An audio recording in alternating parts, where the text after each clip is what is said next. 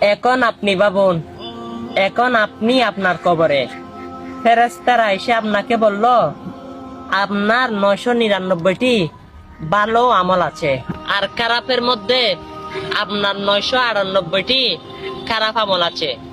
আপনি একটা আমল বেশি হওয়ার কারণে আপনি জান্নাতে প্রবেশ করেন।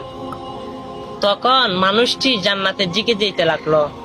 ফেরেশতারা পিছন থেকে ডেকে বলল, আপনার পাপের সংখ্যা 1000 হয়ে গেল, আপনি জাহান্নামে যান।